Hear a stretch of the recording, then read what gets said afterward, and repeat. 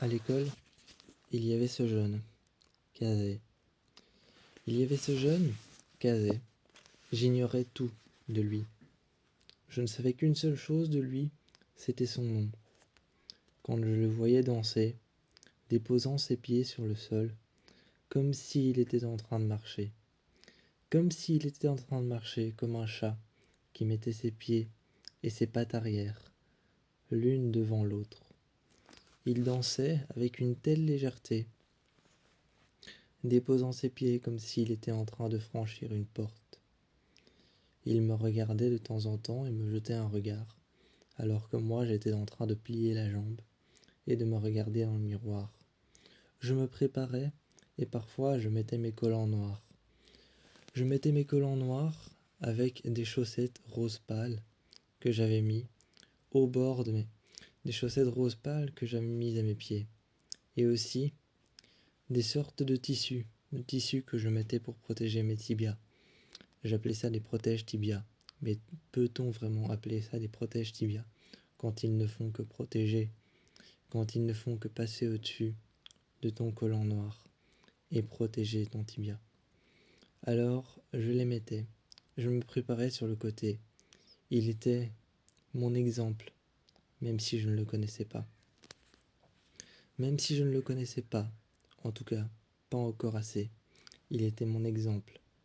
Lorsque je me préparais, assis sur le côté, je regardais le moindre de ses mouvements, ses jetés de jambes dans les airs, son pied se déposait comme s'il marchait, ses bras s'élevaient dans le ciel, comme s'il imitait un oiseau qui était en train de voler.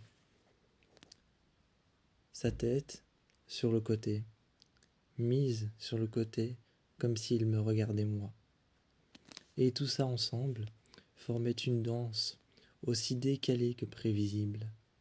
Aussi décalée que prévisible, tout ça ensemble formait une danse que je ne pouvais n'écrire. Moi, je dansais de manière contrôlée. Je dansais de manière contrôlée. Dans ma tête, cette voix ne cessait de me Dans ma tête, cette voix ne cessait de me répéter: contrôle, contrôle, contrôle. Et j'entendais cette voix me dire: 1. Respiration, contrôle. 2. Respiration, relâche. 1. Respiration, contrôle. 2. Respiration, relâche. À l'intérieur de sa tête à lui, quand je le regardais et que moi je dansais, j'étais encore à la barre. J'étais encore à la barre, ma main sur la barre, mon pied qui se pliait, ma jambe qui se pliait, qui venait toucher mon tibia.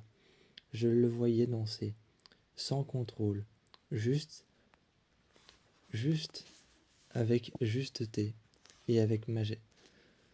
Il était majestueux, juste avec majesté, avec justeté. Il dansait comme il voulait, il s'élançait, et je voyais le mouvement de ses jambes.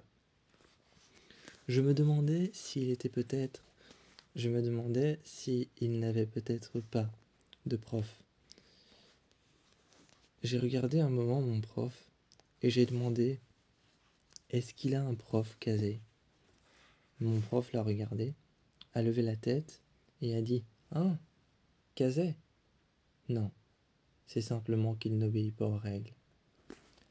À ce moment-là, mon prof m'a rassuré d'un seul mouvement. Mettant sa main sur mon épaule, il m'a dit: continue, tu fais très bien les choses. Je vais aller parler à Kazé. J'avais déclenché quelque chose que je ne voulais pas déclencher. Il allait aller parler à Kazé et lui dire: fais ce que tout le monde fait, fais ce que tous les élèves font, suis les règles. Mais je ne voulais pas qu'il suive les règles. Je voulais continuer à le voir danser. Je voulais continuer à pouvoir l'admirer, poser ses pieds, s'élancer, rejeter ses mains vers l'avant, tourner sa tête dans le même sens que son bras. Regardez comment il dansait, ne déposant jamais son pied au même endroit, mais toujours retenu vers l'avant, sur la pointe des orteils. Je le regardais et j'ai arrêté. J'ai arrêté tout de suite mon prof et je lui ai dit non, laissez-le, laissez-le.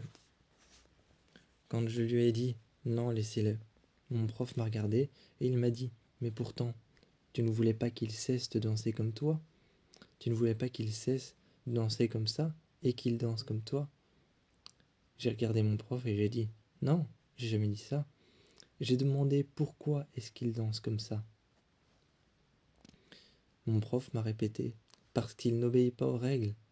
Cette odeur de cuir vieilli et cette odeur de cuir vieilli et cette odeur de vêtements de sale m'est montée au nez.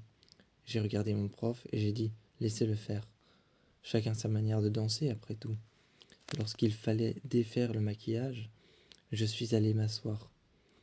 Près du miroir, il me regardait, les jambes pliées. Les jambes pliées, il me regardait, l'une contre son corps, l'autre pliée contre la table.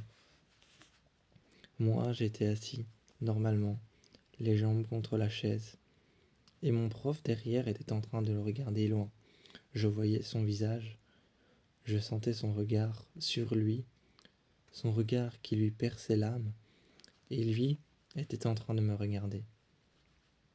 Il est passé à côté de moi, et il m'a dit « Merci de m'avoir dénoncé ». Il me l'a dit, mais sur un ton un peu ironique, comme s'il ne le pensait pas. Évidemment, j'avais compris qu'il ne le pensait pas, que le ton ironique sur lequel il l'a dit voulait dire « Merci de m'avoir dénoncé, merci d'avoir finement observé ce que je faisais, et d'avoir dit que c'était pas juste ». Je suis allé le voir et je lui ai dit « Tu sais, à la base, je t'observais parce que… » Je suis allé le voir et je lui ai dit « Tu sais, à la base, je t'observais parce que je t'admirais, parce que je trouvais que tu ne respectais pas les règles, parce que tu t'es lancé et que tu n'avais aucune règle, que tu ne te fixais pas de plier, de respirer, ou alors de garder les mains posées sur la rampe. Je te regardais pour ça, je t'admirais pour ça, et j'ai parlé de toi au prof pour ça. Si tu dois te plaindre à une personne, je suis resté devant lui, épaules redressées, voix ferme en lui disant « Si tu dois te plaindre à une personne, c'est l'interprétation du prof.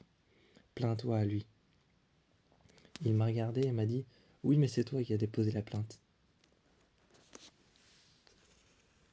Tout de suite, je lui ai dit « Concluons un marché. Tu viens chez moi, je t'invite. Tu m'apprends à danser comme toi, sans règles, sans respirer, sans contrôle. Et demain, on va parler à deux. Demain, on rentre à l'académie et on va parler aux deux au prof. On se met tous les deux à danser comme ça et on regarde sa réaction. Tout de suite, ça t'a plu, un petit sourire en coin, une manière de regarder au-dessus de moi, une manière de regarder au-dessus de mes épaules. Et tu es venu chez moi, tu as frappé à ma porte et j'ai entendu 3 tocs. Je suis descendu l'escalier. Tout de suite, j'ai ouvert la porte. Tu étais là, sac en main, sac de sport. Tu as délibérément retiré tes affaires du sac de sport. Et puis ensuite, tu t'es habillé dans ma chambre. Oui, tu t'es habillé dans ma chambre. J'étais assis sur mon lit et je me préparais, mais en tournant la tête, en regardant à côté de moi, j'ai vu que tu retirais ton t-shirt, que tu défaisais ton jeans, que tu retirais ta ceinture, enlevais tes baskets, et à l'intérieur de ma chambre, tout ça à l'intérieur. Je t'ai regardé et tu m'as dit « Quoi ?» Rien, avec un sourire en coin. Tu es venu à côté de moi. Tu t'es mis jambes croisées et tu t'es rapproché de moi en disant « Il n'y a pas rien, il y a quelque chose. Quoi ?» Et ta voix était tout de suite plus apaisante. Ensuite, tu m'as montré comment danser sans contrôle et tu m'as dit « Relâche, lâche prise et danse. Danse comme si quelque chose te guidait, mais quelque chose qui vient de toi, ne te contrôle pas.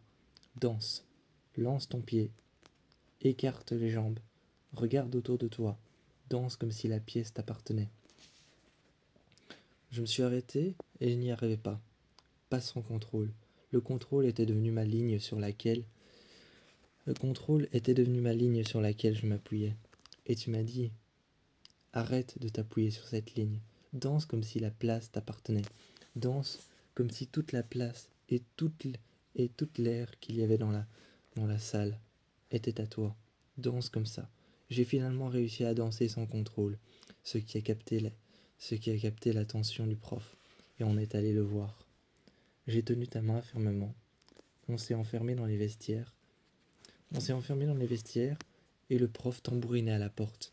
Il voulait me parler, moi qui étais son élève préféré, celui qui suivait le contrôle, qui suivait la ligne à respecter, qui suivait les règles de la danse. À proprement parler, j'étais son élève préféré. Mais on a finalement ouvert la porte. Je t'ai tenu la main. J'avais reçu mon premier baiser de tes lèvres qui se sont déposées sur les miennes.